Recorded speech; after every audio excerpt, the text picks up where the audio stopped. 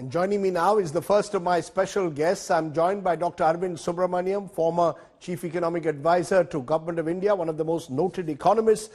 Appreciate your joining us, Dr. Subramanian, because you have, in a way, defended India against the charge that we've fallen behind Bangladesh. The manner in which the IMF report seems to suggest that Bangladesh is overtaking India in terms of per capita GDP has evoked considerable controversy. Why do you believe that those numbers are not necessarily accurate?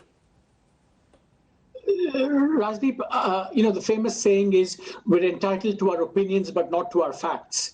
Really, I was challenging the facts. I think we can get into the broader question of how well Bangladesh is doing, how India's growth is slipping, what needs to be done. But those are slightly independent from, the basis for this controversy. And essentially, the numbers that people were quoting are just not the right numbers to compare the standards of living of two countries. The numbers that were being quoted, this 1800, whatever number, these don't reflect the two things. One, how much inflation is taking place in a country, and also how productive the country is and how that's been going. So it's kind of standard operating practice that when you measure or compare standards of living across countries, you have to account for the fact that purchasing power may be different across countries. When you do the comparison based on this purchasing power, essentially India was always ahead, and notwithstanding COVID, which we can come to in a second, India will remain ahead in terms of per capita GDP by about 20-25%, according to the IMF. We can also talk about whether per capita GDP is the only way of measuring how well an economy is doing. All those discussions we need to have, but the numbers being used for the comparison were, in my view, just wrong numbers to compare. That's the kind of technical point. Right, because the numbers used in that World Economic Outlook report was GDP per capita in dollars 1876.53 for India and 1887.97 for Bangladesh. You're saying that's a flawed way to compare it. You've got to look at purchasing power, you've got to look at inflation before you make these comparisons. Am I correct? Yeah, correct, exactly, yeah. And that's standard. It's not even, I don't think it's disputed really. Okay, but Dr. Subramanian, when you look at, and I think this is where it all triggered off, the projections for South Asian economies 2020-21, India minus 10.3%, Bangladesh 3.8% positive. And this in a COVID year has naturally led to some people to believe that Bangladesh has handled the COVID pandemic and its impact on the economy far better than India. So I think that's why, Rajdeep, we should separate out the comparison that I'm disputing is more like a long-term comparison. Is it the case that because of how Bangladesh has done in the past and India has done in the past, whether Bangladesh has overtaken India on the standard of living? And my argument is that it's not the case. But that's a different question which you raise now. How have the two countries done in the pandemic and in responding to the pandemic? And there's no question that, if you look at the GDP growth numbers for 2020, this is something that I said long ago, India fares the worst amongst a number of major emerging market economies, and Bangladesh fares relatively well. So in the COVID year, there's no question that, not only has Bangladesh done better than India, many other countries have done better than India in terms of the impact on economic activity from COVID. No, so that brings me to the question, Dr. Subramanian, why? What explains this? Somewhere it seems to suggest that, what explains the fact that Bangladesh is able to do so much better in COVID year than India? See, and I think, Rajdeep, I would say there are about, four factors that explain why India has done, relatively worse or much worse than other countries.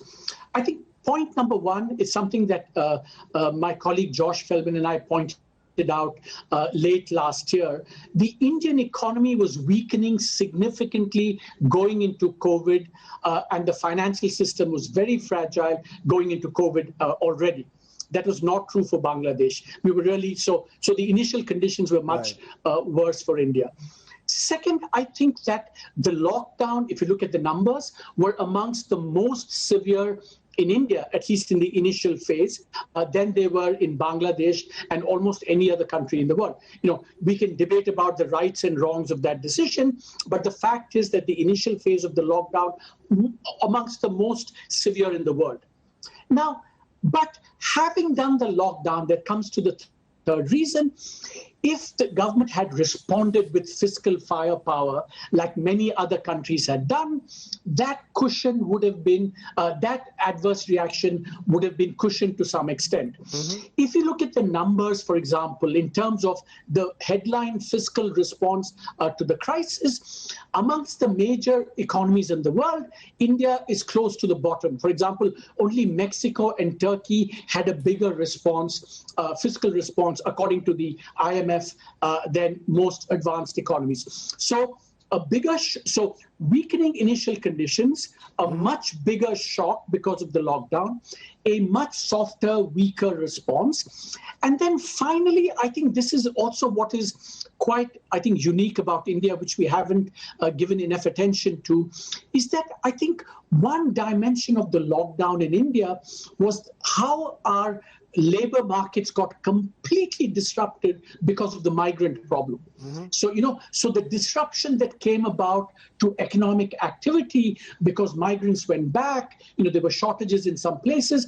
I think that has been fairly special to India, that labor movement and how much that's affected. So I think it's for these four reasons that I think India has, the impact has been much worse in India than in almost any other country in the world. I want to also look at another factor. When I compare Bangladesh with India, Bangladesh's stellar export performance, especially in garments and apparel, contrast that with India, where there seems to be pessimism and exports have remained sluggish. The sense is that while India is pushing ahead towards Atmanirbharta and protectionism, Bangladesh has gone the other way around. They've sort of lowered rather than raised tariffs, embraced free trade agreement, sought greater integration with global supply chains.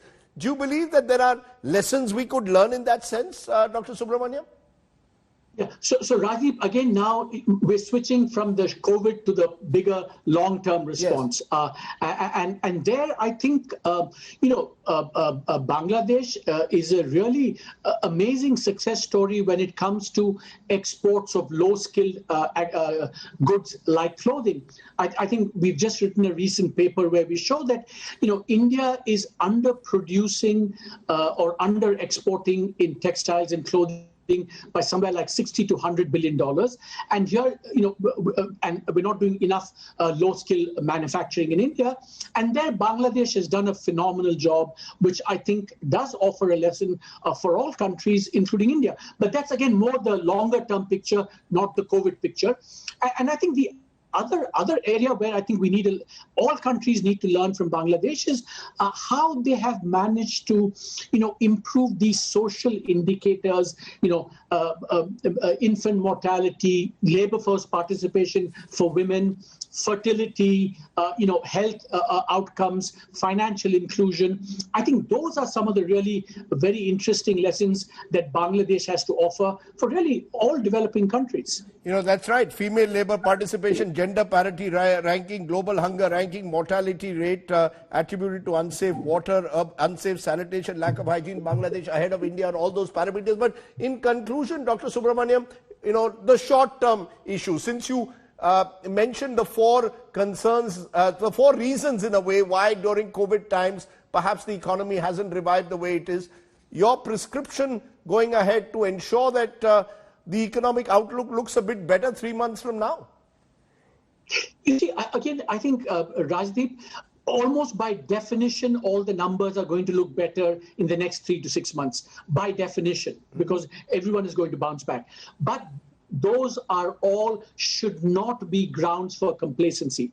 Because one of the things which I pointed out about the IMF report is that India will recover its pre-COVID level of real GDP per capita only after 3 years. That's right. So we're going to lose 3 years, I think. Because of the COVID. And our starting point for the real recovery phase is going to be much weaker. The financial system is weaker, debt is weaker, deficits are weaker. So I think I would say that the complacency or the triumphalism that will come over the next 3 to 6 months because the numbers are looking better will exactly be the problems, because we have no room for complacency, because once the dust settles, we're going to have an enormous challenge of getting our economy back to where it used to be several years ago. Getting back 7-8% real growth rates for long periods of time is a huge development challenge, and post-COVID we're going to be much weaker, and therefore we need to do much more going forward. So my one, big lesson would be, almost we should ignore the numbers that come out for the next 3 to 6 months, because they are going to look better, but they will be misleadingly better. They're not going to say, oh, wow, we've turned the corner and we're back on the path of sustained long-run growth.